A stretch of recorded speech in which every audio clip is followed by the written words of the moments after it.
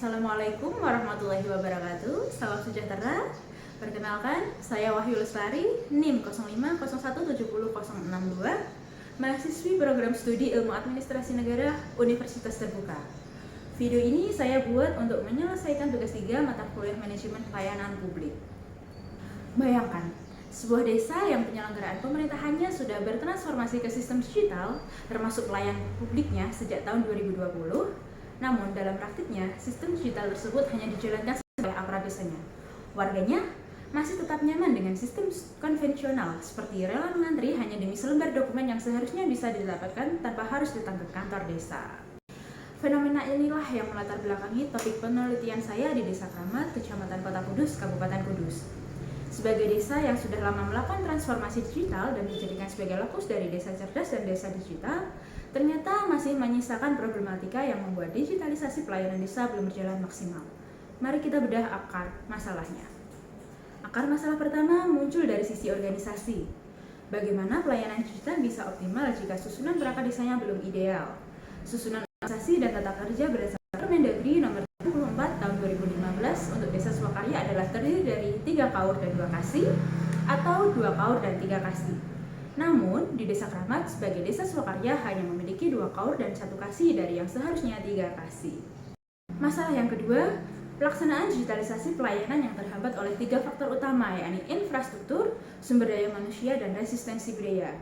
Infrastruktur yang ada belum memadai, padahal desa ini sudah lama melakukan transformasi.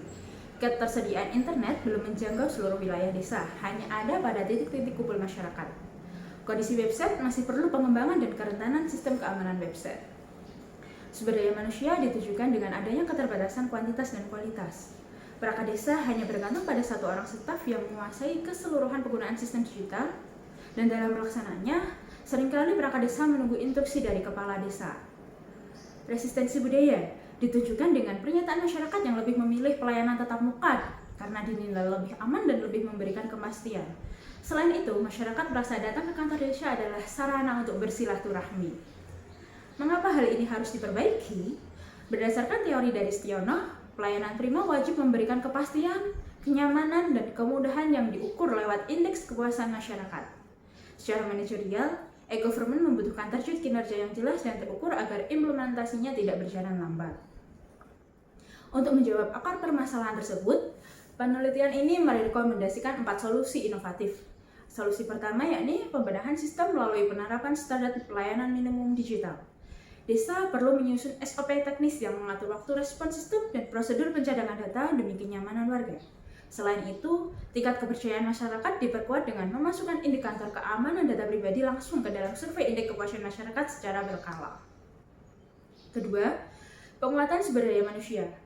Untuk mencapai keberhasilan pelaksanaan, maka langkah utamanya adalah memutus rantai ketergantungan kepada salah satu staf melalui pendidikan dan pelatihan teknologi yang terstruktur dan merata bagi seluruh aparatur. Lebih jauh lagi, aspek digitalisasi ini diintegrasikan ke dalam indikator kerja utama pemerintah desa, sehingga kecepatan layanan, stabilitas website, dan kepuasan masyarakat menjadi raport kinerja yang terukur bagi aparat. Ketiga, edukasi dan pemberdayaan digital masyarakat. Pemerintah Desa Kramat telah memiliki komunitas resmi sebagai wadah untuk berdiskusi, belajar, dan memanfaatkan teknologi digital. Komunikasi ini bernama RKDD. Keberadaan komunitas ini menjadi solusi tanpa harus membuat program baru. Pemerintah desa dapat mengoptimalkan peran RKDD yang disinergikan dengan pengurus RT dan RW sebagai agen perubahan lokal di lapangan. Mereka bertugas memberikan pendampingan langsung.